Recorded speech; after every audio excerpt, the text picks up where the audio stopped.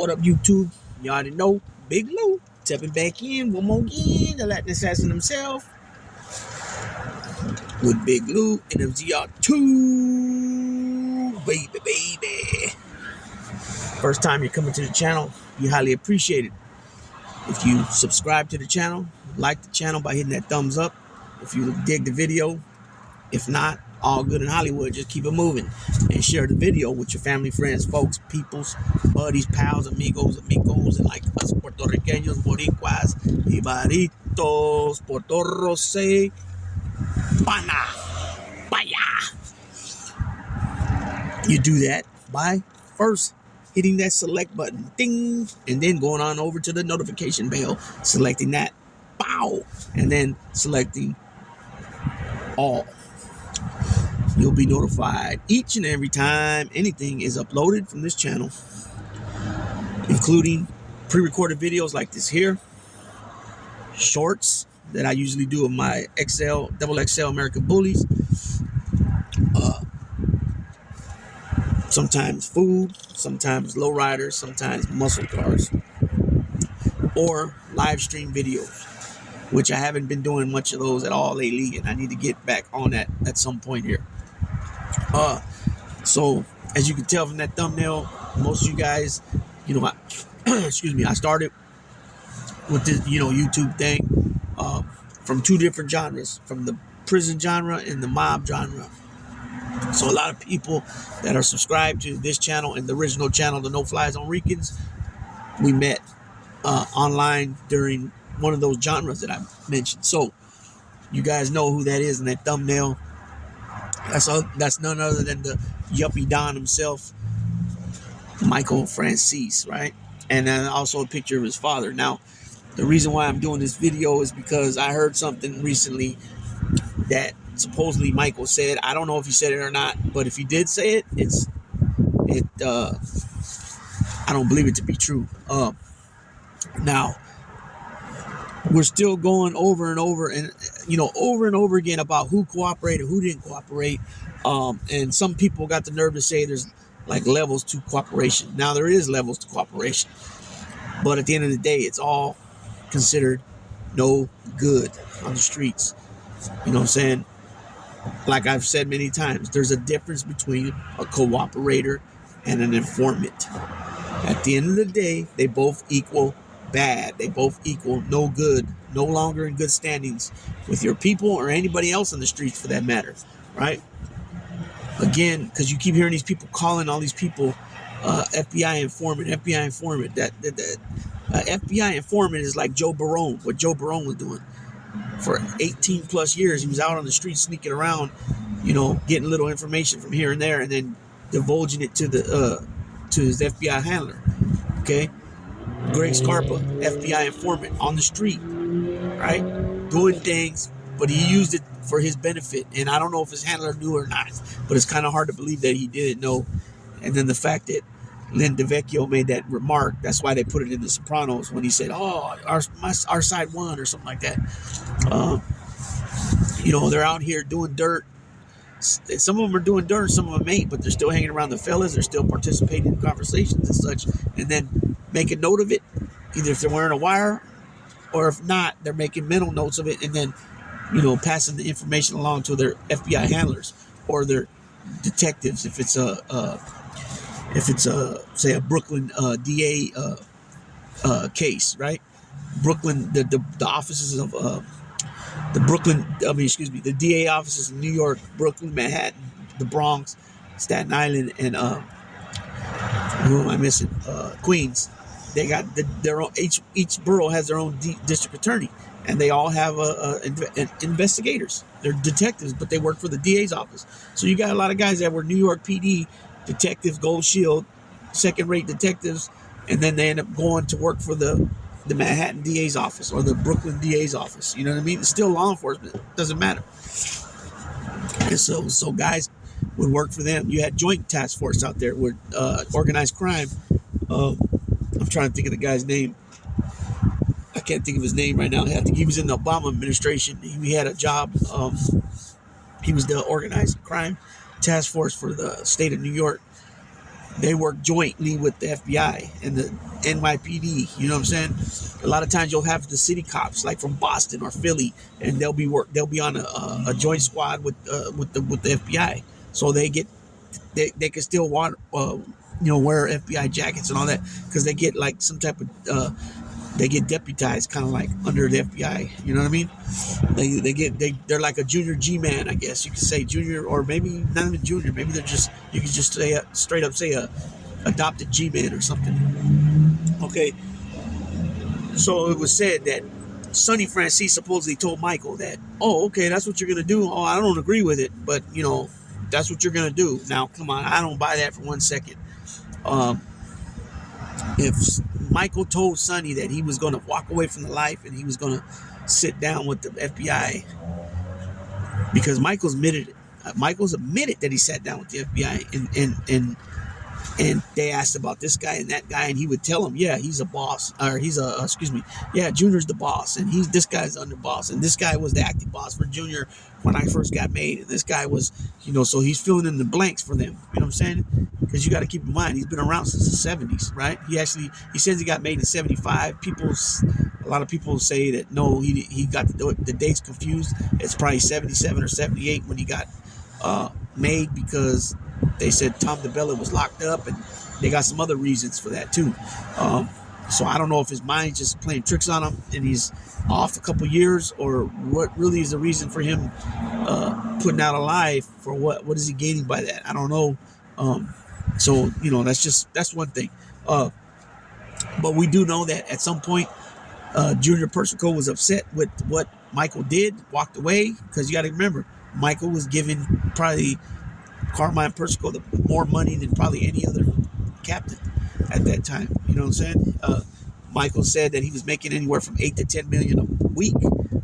Not profit, but they were coming up with $8 or $10 million a week, and that he would slide the boss a good couple mil of that. So I mean, come on, that's huge earnings being kicked up. I mean, Michael could do no wrong, really, you would think, right? Because they said it all depends on your last envelope.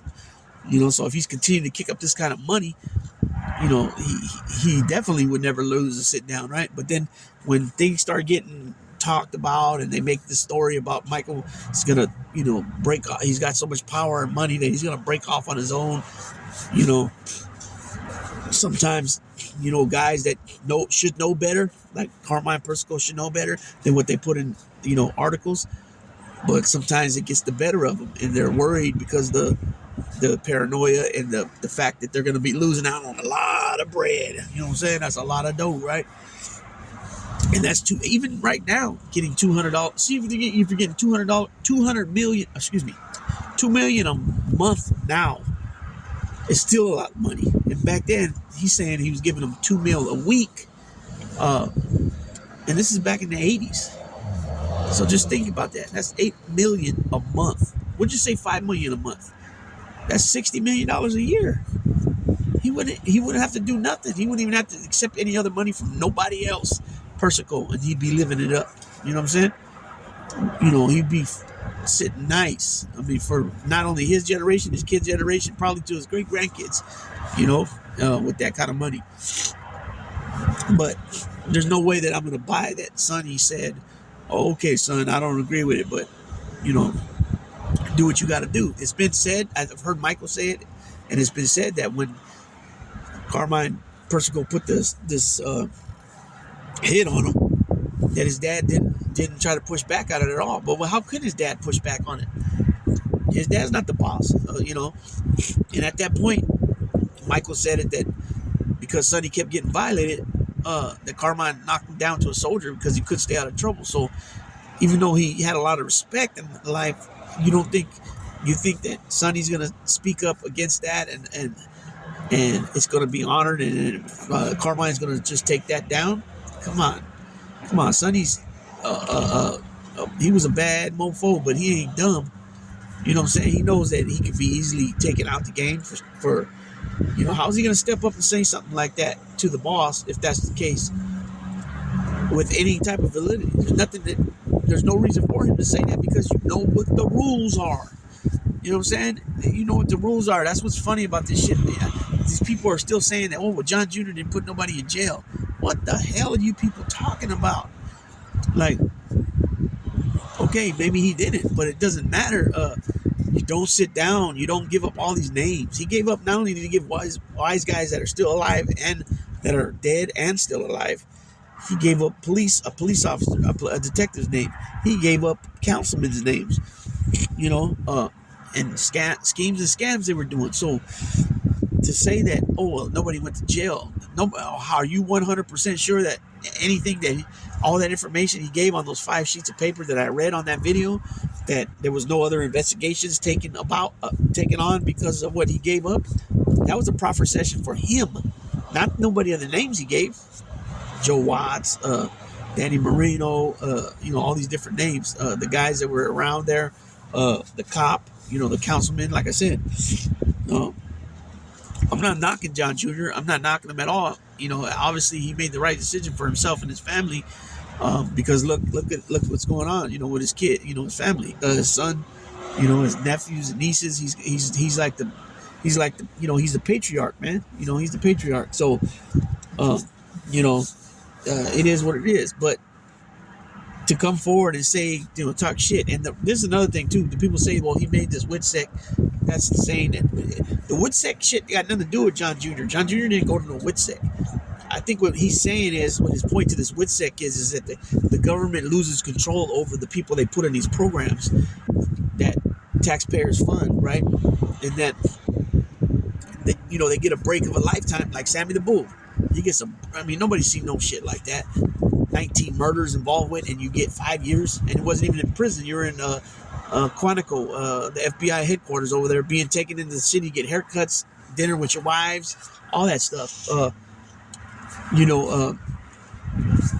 He's talking about how you get, second chances of a lifetime, and then get out and then mess up again, like Sammy did, and he got 20 years after that. So that's what he's talking about. It has nothing to do with his case. He's just trying to capitalize on something. That's all. You know what I'm saying? He's trying to make a business move, and he's trying to expose something. And like I said, though, it doesn't matter if you beat 20 trials, 12 trials, 15 trials, 30 trials. It don't matter. You sat down for a proper session that you set up, aka Queen of the Day. That is no good in that life, or any life that has to do with OC, right? So same thing goes for Michael Franzese. Norby Walters did go to prison. He did go to jail. People call prison jail. Jail's different than prison. Norby Walters did get locked up, but for some reason it got reversed on a technicality. I'm not sure what the technicality is. And he recently passed away about 4 or 5 months ago. But Michael did get on the stand and say, yeah, I did invest with some money with Norby, and Norby was using mine and my dad's name. We had no idea that he was doing that. We never gave him the okay to do that. So that's telling. That's telling. I mean, come on. You can't tell. What he should have did was, if anything, was got up there like Benny Eggs Mangano did and said, what are we doing here? You guys been playing games enough with me. I don't have nothing to say about this guy over here across from me. And he was speaking of Vinny Gigante. And, that, or just to say, I plead the fifth. That's what he should have did. Not continue to talk and agree with what the prosecution was saying, and say, and all that. Then I see a Larry. I'm trying to think of his name. Larry was a friend of Michael's, and he was involved with Michael in the gas scam. He also worked for he was a mortician, and Camparosa, I think his name was Larry. His name was Larry though, and Michael they have 302s. They produced a Michael from way back then on that. So he started saying things. He started opening his mouth way back before he admits to it, where he's talking about murders and stuff. He might not be saying who actually did it. I don't know if he knew or not, but a lot of guys and other guys that flipped in that family, Colombo family, believed that Michael was being disingenuous with his with the partnership that him and Larry had. You know what I'm saying? Shout out to Wise Guy TV. He did a good scoop on that, and I'll try to put the link in the description if I remember. But go to Wise Guy TV. He breaks that one down real good and reads from the documents, from the FBI paperwork. So Michael ain't being all the way truthful here, and and he don't be all the way truthful as well when he talks politics. He tries to say, well, people need to be, you can't go off of what you think they did, that they did for sure before, but you couldn't prove it in a court of law, and to get somebody for something else, now, and say, well, they got away with a bunch before, so we'll go ahead and set them up on this one. It seems as like it's one-sided with Michael when it fits his narrative, when he's talking about, what I'm saying, and then he'll just completely, when it's proven, when it's a known fact that somebody messed up, he'll try to talk, make it sound less than, or that somebody's somebody's being crooked about the situation. That's not being you don't come with your old Christian. I'm a Christian, born again Christian, and I'm real big on my faith and all. So, because if that's the case, you're not. The Christian faith is not that's not what the Christian faith is about. It's not about that. Definitely not about that. So there's just a little video I wanted to talk about that. I don't care what they try to tell you, or who tries to tell you. I don't care if it's some big name rapper, some big name boxer, some big name movie star, some big name TV personality, sports player. I don't care who it is. They try to tell you that John Gotti is anything other than a rat. They're full of shit, right? Same thing with Michael Franzese. He's kicking it with Mike Tyson, which is all good in Hollywood. I'm not tripping on that. I'm not here to bash either one of them, but at some point, they need to be called out on their BS, because it's a lot of it, and it's pick and choose, and it's selective outrage on certain ones, but not this one. Give that one the pass, but this one, no. That's not how it works. That's not how it works.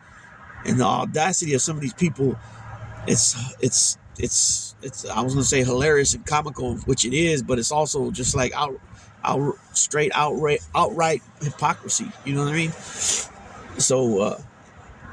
You got to call it out for what it is, and it's ironic that all these years later, after some of these shows been on already for 2 years, 3 years, that this, and then some of this paperwork's been known already since 2006, that people are still questioning it, or saying that, or trying to downplay it. It's like it's insane in the membrane, insane in the brain, but it is what it is. So with that being said, Big Lou tapping on out.